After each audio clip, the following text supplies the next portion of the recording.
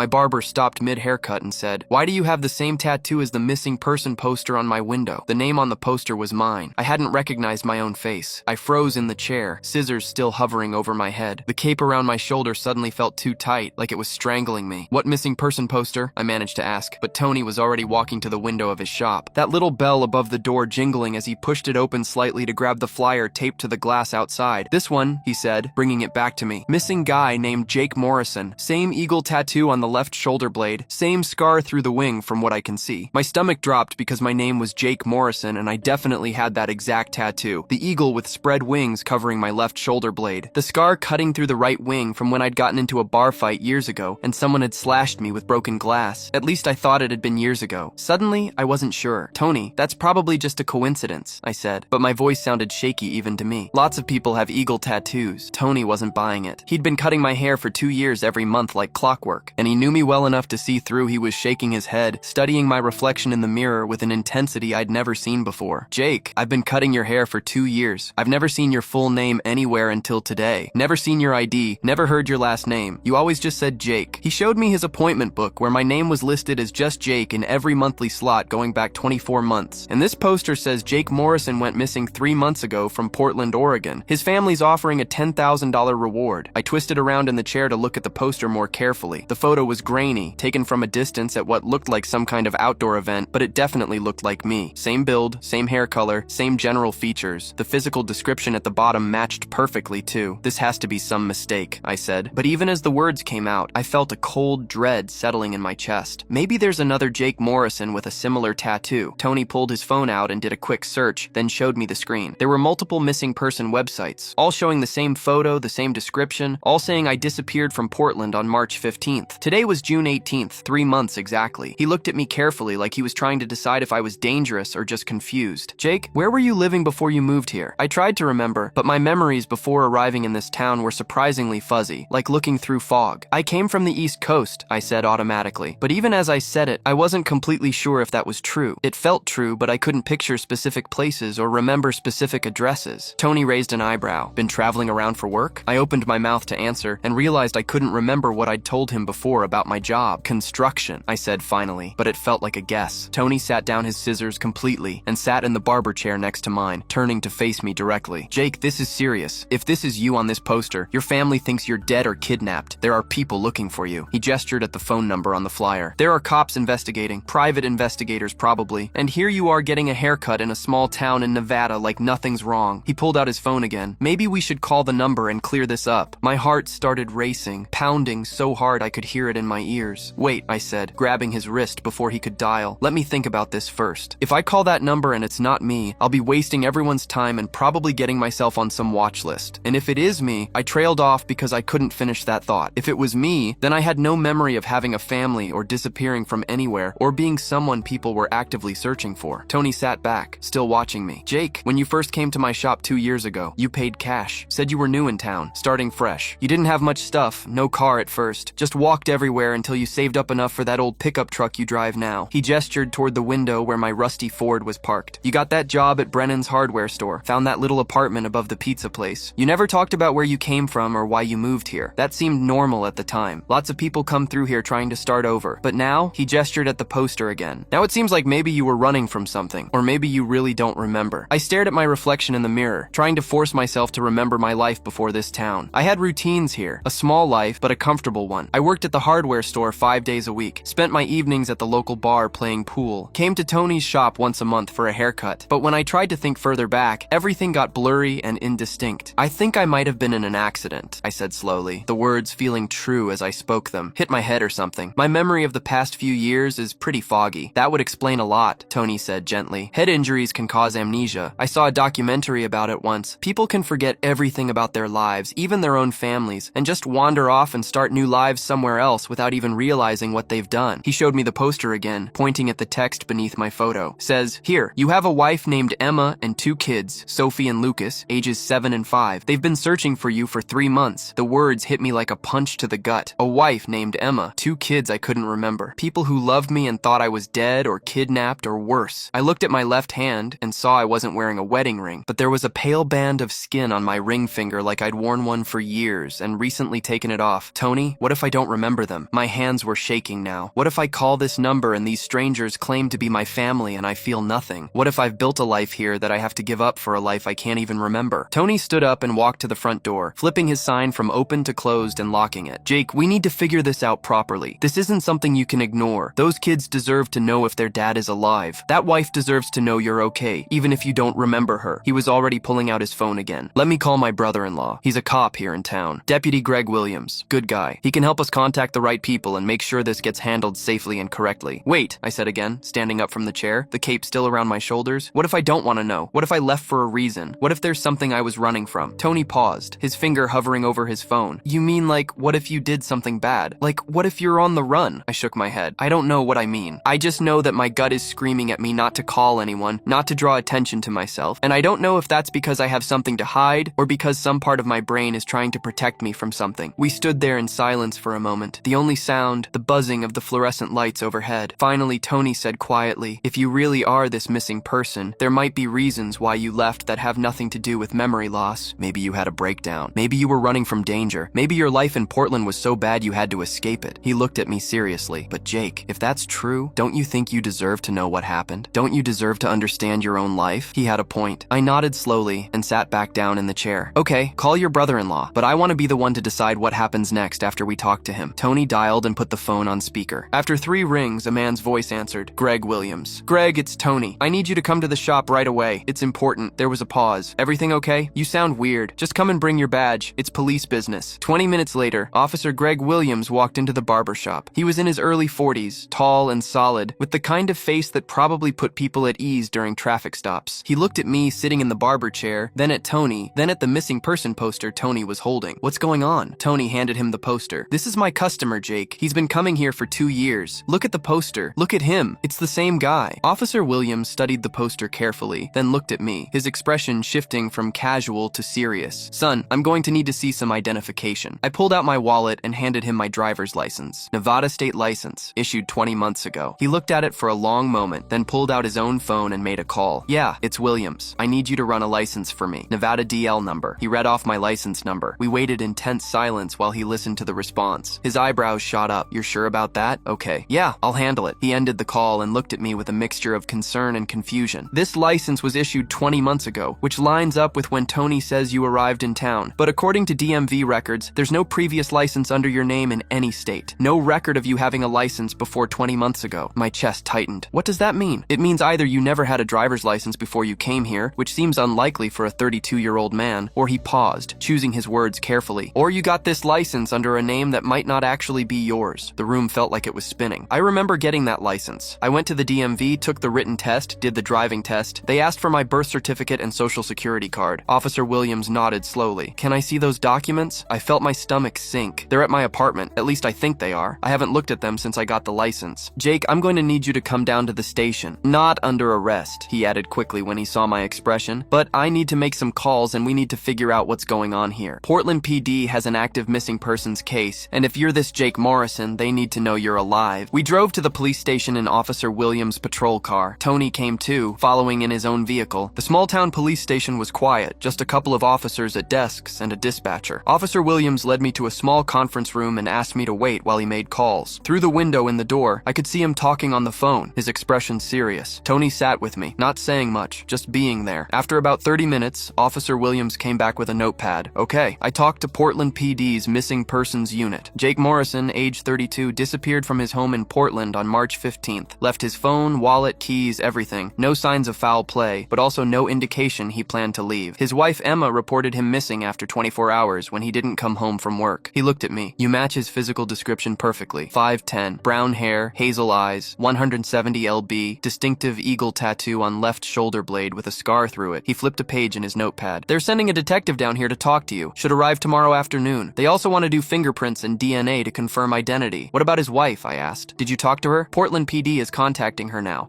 Apparently it's been rough. The kids ask about their dad every day. She's had to keep working to support them, deal with all the social media posts and missing person searches, field calls from people claiming they've seen him. He looked at me seriously. If you are Jake Morrison, she's going to want to see you. They all will. Portland PD asked if you'd be willing to do a video call tonight so she can see you before driving all the way down here. The thought of meeting a wife I couldn't remember terrified me. What if she's a stranger to me? What if I look look at her and feel nothing? What if I don't recognize my own kids? Tony spoke up. Then you'll figure it out together. But Jake, if you really have a family that's been grieving for you for 3 months, they deserve to know you're alive. Even if your memory's gone, that's better than thinking you're dead. Officer Williams pulled out his laptop and set it up on the conference table. Portland PD wants to do this through a secure video call. Detective Hansen will be present along with Emma Morrison. They're ready whenever you are. I sat down at the table, my hands shaking. Okay, let's do it. The video call connected, and suddenly I was looking at a woman on the screen. She was maybe 30 with long brown hair pulled back in a ponytail, wearing a plain t-shirt. Her face was drawn and exhausted with dark circles under her eyes. Behind her, I could see what looked like a kitchen and a man in a suit who must have been the detective. The woman, Emma, stared at the screen with her hand over her mouth. She wasn't crying, just staring like she couldn't believe what she was seeing. Jake? Her voice came through the laptop speakers, shaky and uncertain. Is that really you? I didn't know what to say. She looked like a stranger to me. A nice stranger. Someone I might have helped carry groceries or held a door for, but not someone I loved. Not someone I'd build a life with. I don't know, I said honestly. I look like him apparently, but I don't remember you. I don't remember Portland. I don't remember anything before about 2 years ago. Emma let out a sound that was half laugh, half sob. Oh my God, you're alive. I can't. I've been looking for you for 3 months. The police said you probably weren't coming back. They said after this long, the chances were she couldn't finish. The detective leaned into frame. Mr. Morrison, I'm Detective Paul Hansen with Portland PD. Can you tell us what you remember about the last 2 years? I explained everything as clearly as I could. Waking up in a hospital in Reno with no memory of how I got there. Being told I'd been found unconscious near the highway with no ID. Spending 3 days in the hospital before being discharged with just the clothes they'd given me and a voucher for a homeless shelter. Working odd jobs for cash until I saved enough for an apartment. Getting my documents somehow, though the memory of that was fuzzy. Building a simple life in this small Nevada town. Detective Hansen took notes the entire time. And you never tried to figure out who you were before? Never went to police. I went to a clinic once about the memory loss. They said I'd probably been in an accident, maybe hit my head. They did a scan, but didn't find anything alarming. Said my memories might come back on their own, or they might not. Told me to see a neurologist if I could afford it, but I couldn't, so I just moved on. Emma was crying now, tears streaming down her face. Jake, it's me. It's Emma. We've been married for 8 years. We have 2 kids. Sophie just lost her first tooth, and Lucas learned to ride his bike without training wheels. They ask about you every single day. I looked at her face on the screen, trying to feel something, trying to force some kind of recognition or emotional connection, but there was nothing. She was a stranger telling me about a life I couldn't remember. I'm sorry, I said quietly. I don't remember any of that. Detective Hansen leaned forward again. Mr. Morrison, we'd like you to come back to Portland so we can do a proper investigation. Figure out what happened, why you ended up in Nevada, whether there was foul play involved. We need medical examinations, psychiatric evaluations, the works. What if I don't want to come back? The question came out before I could stop it. Emma's face crumpled. What do you mean you don't want to come back? Jake, you have a family. You have a life here, a house, a job you were good at, friends, people who care about you. I have a life in Nevada too, I said. Maybe not as big or important, but it's mine. It's the only life I can actually remember. Officer Williams spoke up from beside me. Jake, you need medical help. Real help. Not just a free clinic that does a basic scan. Whatever happened to you, whether it was an accident or something else, you need specialists to figure it out. Detective Hansen added, we've already contacted a neurologist at Oregon Health and Science University, Dr. Patricia Kwan. She's one of the best in the country for traumatic amnesia cases. She's willing to see you immediately if you come back. I sat there torn between 2 impossible choices. Stay in Nevada with the simple life I understood, or go back to Portland to a family and a life I couldn't remember. Before I could answer, Emma spoke again, her voice breaking. Jake, please. The kids need you. I need you. Even if you don't remember us right now, we can help you remember. We can show you photos and videos. We can take you to places you loved. Please don't just abandon us again. The word again hit me hard. From her perspective, I'd already abandoned them once. Leaving again, even without meaning to, would be a second abandonment. Okay, I said finally. I'll come back, but I need some time to settle things here first. My job, my apartment, my stuff. Detective Hansen nodded. We understand. How much time do you need? A week. Let me give notice at work. Pack up my things. Figure out logistics. That's reasonable. I'll make arrangements for your travel. The department will cover your flight back to Portland. The video call ended with Emma saying she'd see me in a week, her face a mixture of hope and fear. Officer Williams closed the laptop and looked at me. You're doing the right thing, Jake, even if it's scary. I wasn't sure he was right, but it was done now. I spent the next week in a strange liminal space, preparing to leave the life I knew for one I didn't. I gave notice at Brennan's hardware store, and my boss Bill took it surprisingly well. Always knew you were passing through, he said. Most people are in a town this size. You need a reference letter for wherever you're going next. I explained about the amnesia, about being a missing person, about going back to a family I couldn't remember. Bill just nodded like it made perfect sense. Explains why you never talked about your past. Thought maybe you were in witness protection or something. He laughed, but there was kindness in it. You're a good worker, Jake, or whoever you are. That family of yours is lucky to get you back. I packed up my apartment above the pizza place. I didn't have much, just some clothes, a few books, kitchen supplies. Everything fit into 3 boxes and a duffel bag. 2 years of life condensed into almost nothing. The night before my flight, I went to the local bar one last time. The regulars I'd played pool with every week bought me rounds and wished me luck. Nobody seemed particularly surprised that I was leaving, or that I'd been living under mysterious circumstances. Small towns are weird that way, accepting of people's quirks and secrets. Tony came by my apartment the morning of my flight to drive me to the airport in Reno. We didn't talk much during the 2-hour drive. What was there to say? I was leaving the only life I could remember to go live with strangers who claimed to be my family. At the airport, Tony pulled my bag out of his trunk and gave me a firm handshake that turned into a hug. You call me if you need anything. Anything at all. I don't care what time it is or what's going on. I promised I would, though we both knew I probably wouldn't. The flight to Portland felt surreal. I'd never been on a plane before, at least not that I remembered. The cramped seats, the recycled air, the view of clouds through the window, it all felt new and slightly frightening. Detective Hansen met me at Portland International Airport. He was exactly what you'd picture a detective to look like. Mid-40s with graying hair, tired eyes, and a cheap suit. Mr. Morrison, I'm Paul Hansen. Welcome back to Portland, though I imagine it doesn't feel much like coming home. More like visiting a foreign country, I admitted. He drove me through the city, pointing out landmarks that meant nothing to me. That's where you worked. Morrison Construction Company. Your dad started it. You took it over 8 years ago. That's the grocery store Emma shops at. That's the elementary school Sophie and Lucas go to. None of it triggered any memories. It was just a city like any other city. Rain-slicked streets and coffee shops and people going about their lives. We pulled up to a house in a quiet suburban neighborhood. 2-story, pale blue with white trim, neat lawn, kids' bikes in the driveway. This is your house, Detective Hansen said. Emma's waiting inside with the kids. They're nervous, so try to be patient with them. I walked up the front path feeling like an imposter. This was someone else's house, someone else's life. But before I could knock, the door opened and Emma was there. She looked different in person than on the video call. Smaller, more real. And behind her were 2 kids peeking around her legs, a girl with brown pigtails and a gap in her front teeth, and a smaller boy with messy hair and a Batman shirt. They stared at me with wide eyes, uncertain. Hi, I said, which felt inadequate. Emma stepped forward and hugged me before I could react. She was crying again, clutching me like I might disappear if she let go. You're really here. You're really alive. The kids didn't move, just kept staring. I gently extracted myself from Emma's hug and knelt down to their level. Hi, Sophie. Hi, Lucas. I'm Jake. You're our dad, Sophie said. Not quite a question. Apparently I am, though I'm having some trouble remembering things right now. Lucas took a step forward, studying my face. Do you remember teaching me to ride my bike? I don't, but I'd love to hear about it. That seemed to satisfy him for the moment. We went inside the house that was supposedly mine, and I tried to take it all in without seeming like a stranger examining someone else's life. Photos on the walls of this family I was apparently part of. Living room furniture I'd supposedly picked out. A kitchen where I'd apparently cooked meals. Emma made coffee while the kids went to play in their room, still unsure how to act around me. I didn't change anything. Emma said, pouring coffee into mugs. After you disappeared, people told me I should pack up your things, move on, but I couldn't. I kept thinking you'd come back and want everything to be the same. She handed me a mug with "World's Best Dad" printed on it. The irony wasn't lost on either of us. Emma, I need you to understand something. I'm trying. I really am. But right now, you're a stranger to me. This house is a stranger's house. Those kids are strangers' kids. I don't feel like a husband or a father because I don't remember being those things. She nodded, tears in her eyes again. Detective Hansen warned me you might feel that way. Dr. Kwan said it's normal with this type of amnesia. When do I see this, Dr. Kwan? Tomorrow morning. She cleared her schedule for you. That night, Emma showed me to what was apparently our bedroom. I can sleep in the guest room if you want, she offered. That's probably better for now, I said, trying to be gentle about it. She nodded, disappointed, but understanding. I lay in a stranger's bed that night, looking at the ceiling of a stranger's room, listening to the sounds of a stranger's house. Somewhere down the hall, those kids were sleeping, kids who thought I was their father. The weight of it pressed down on my chest, making it hard to breathe. The next morning, Emma drove me to the hospital for my appointment with Dr. Kwan. The neurologist was younger than I expected, maybe 40, with short black hair and an efficient manner. She spent 3 hours examining me. Physical tests, cognitive tests, memory tests. She showed me photos from my supposed past and asked if I recognized anything. I didn't. She asked about dreams, about déjà vu, about any flickers of memory. There was nothing. Finally, she sat back and looked at me seriously. Jake, I'm going to be straight with you. What you're experiencing is called retrograde amnesia. It's rare to lose this much memory without corresponding brain damage, which we're not seeing on your scans. So what does that mean? It could mean the damage is too subtle for our scans to detect, or ...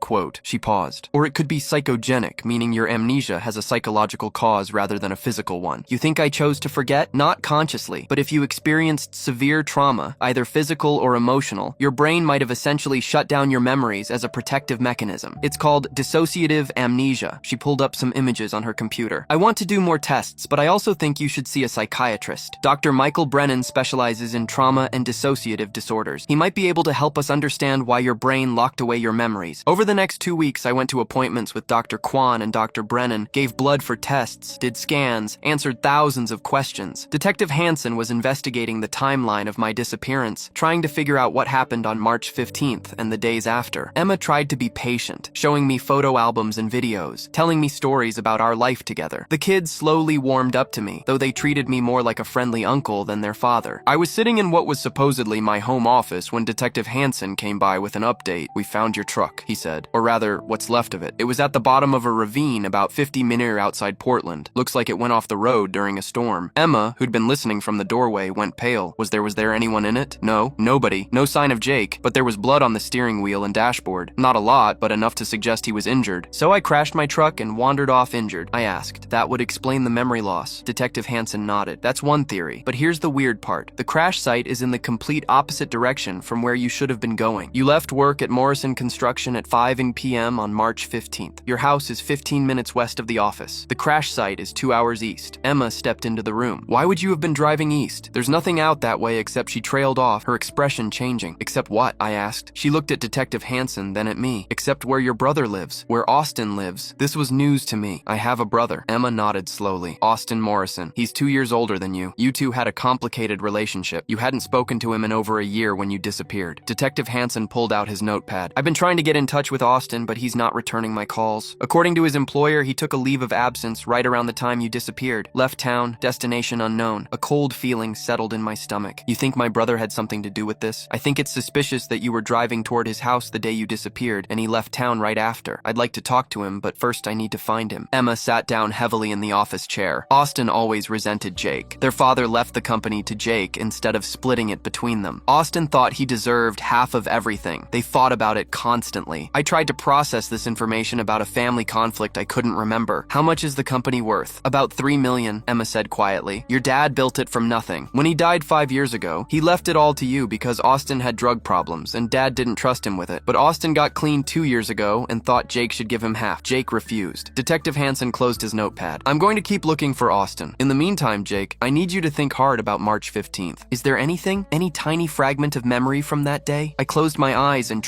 really tried to remember, but there was nothing except that familiar fog. I'm sorry, it's all blank. Over the next few days, something strange started happening. I'd be doing normal things, grocery shopping or watching TV with the kids, and I'd suddenly feel this overwhelming sense of dread, not triggered by anything specific, just a wave of fear that would crash over me and leave me shaking. Dr. Brennan said it might be my subconscious trying to process traumatic memories that my conscious mind had blocked. He recommended hypnotherapy, which sounded like pseudoscience to me, but I was desperate for answers. The hypnotherapy session was in Dr. Brennan's office on a Thursday afternoon. He had me lie on a couch while he spoke in a calm, measured voice, guiding me into a relaxed state. I was skeptical it would work, but slowly I felt myself drifting into a strange, in-between state. Not quite asleep, but not fully awake either. Jake, I want you to think about March 15th. Where are you? I'm at work. The words came out of my mouth without me consciously deciding to say them. What are you doing at work? Finishing paperwork. Payroll for the crew. It's almost 5. What happens at 5? A long pause. I could see it in my mind now. Hazy, but there. My phone rings. It's Austin. What does Austin want? He says we need to talk. Says it's important. Says, if I don't come now, I'll regret it. My breathing was getting faster. Do you go to meet him? Yes. I tell Emma I have to run an errand. I get in my truck and drive east toward Austin's place. What happens when you get there? My hands clenched into fists. He's angry, drunk, maybe high. He's yelling about the company, about how I stole his inheritance. I try to calm him down, but he keeps yelling. Then what? He hits me, punches me in the face. I fall back against the wall. I could feel the memory now, vivid and terrible. We fight. I'm trying to defend myself, but he's bigger than me, stronger. He keeps hitting me. Jake, what happens next? I don't know. Everything goes dark. I wake up and I'm in my truck. It's night. I'm driving, but I don't know where I'm going. My head hurts so bad. There's blood on my face. I can't think straight. Where do you drive to? I don't know. I just drive. It's raining. The roads are slick. I can't see clearly. My vision keeps blurring. I know I should stop, but I can't figure out where I am. Do you crash? I don't remember crashing. I just remember stopping, getting out of the truck, walking. It's cold and wet, and I'm so confused. I don't know who I am anymore. I don't know where I'm supposed to go. Dr. Brennan's voice pulled me back. I'm going to count to 5, and when I reach 5, you'll wake up feeling calm and relaxed. 1, 2, 3, 4, 5. I opened my eyes. Back in his office, my face wet with tears. I didn't remember crying crying. Did I say something? I asked. He played back the recording of the session, listening to my own voice describe the fight with Austin, the confused drive, the crash. It felt both true and impossible. Detective Hansen came to the house that evening after Dr. Brennan sent him the recording. He listened to it twice, his expression grim. If what you said under hypnosis is accurate, your brother assaulted you severely enough to cause memory loss and confusion. You crashed your truck trying to drive away. That's assault, possibly attempted murder. Emma was furious. We need to find Austin. He needs to answer for what he did. I've got APBS out in 3 states, Detective Hansen said. We'll find him. They found Austin 3 days later in a motel in Idaho, drunk and broke. Portland PD brought him back in handcuffs. I watched through the one-way glass as Detective Hansen interrogated him. Austin looked like an older, rougher version of me. Same basic features, but worn down by hard living. Why'd you do it, Austin? Detective Hansen asked. Why'd you beat up your brother and leave him to die? Austin laughed bitterly. He wasn't supposed to disappear. I just wanted to rough him up a little, make him understand he needed to share the company, but he fell and hit his head on the corner of my coffee table hard. I thought I'd killed him. So what did you do? I panicked, dragged him out to his truck, figured I'd drive him to a hospital and make up some story. But when I was putting him in the driver's seat, he came too, started fighting me, confused and aggressive. So I just left, got in my car and drove away. Figured he'd drive himself to a hospital once he calmed down. Instead, he crashed and wandered off with severe head trauma. Austin put his head in his hands. I didn't know that would happen. I've been living with the guilt for 3 months, thinking I killed him. When I heard he was alive, I didn't know whether to be relieved or terrified. Detective Hansen stood up. Austin Morrison, you're under arrest for assault and reckless endangerment. You have the right to remain silent. I watched them take him away. This brother I didn't remember who'd nearly killed me over money and resentment. The mystery was solved, but I didn't feel any better. That night, Emma and I sat on the couch after the kids went to bed. She'd opened a bottle of wine, something she said we used to do every Friday night. Do you think your memories will come back now that we know what happened? She asked. Dr. Brennan says maybe. Sometimes when people understand the source of their trauma, the memories can start to return, but there's no guarantee. She sipped her wine. And if they don't, what then? I looked at her. This woman who was technically my wife, but felt like someone I just met. I don't know. I'm trying, Emma. I really am. But I can't force myself to remember a life I don't have any connection to. I know and I appreciate that you're trying. She set down her wine glass. The kids asked me if you're going to leave again. They're scared you'll disappear. I'm not going anywhere. Even if I don't remember being their father, I can learn to be one now. It'll just be different than before. Emma nodded, tears in her eyes. Different is okay. Different is better than gone. Over the following months, I slowly built a new relationship with this family that was supposedly mine. Sophie taught me about her favorite books. Lucas showed me how to play his video games. Emma and I went to Coos therapy to figure out how to be married when one person couldn't remember the marriage. I went back to work at Morrison Construction, though the employees treated me like a stranger who happened to look like their old boss. Some memories started to come back in fragments. A flash of teaching Sophie to ride her bike. A brief image of Emma and me at our wedding. Lucas's first words, but they were scattered and unreliable, like pieces of someone else's life. Dr. Kwan said this was progress, that my brain was slowly allowing me access to blocked memories. Dr. Brennan said it would take time and patience. 6 months after I returned to Portland, Austin was sentenced to 3 years in prison for assault. Emma and I attended the hearing. When he looked at me from the defense table, he mouthed, "I'm sorry." I nodded. I didn't remember him as my brother, but I understood that his actions, born from jealousy and addiction, had destroyed both our lives. Life settled into a new normal. I was Jake Morrison, husband to Emma, father to Sophie and Lucas, owner of Morrison Construction.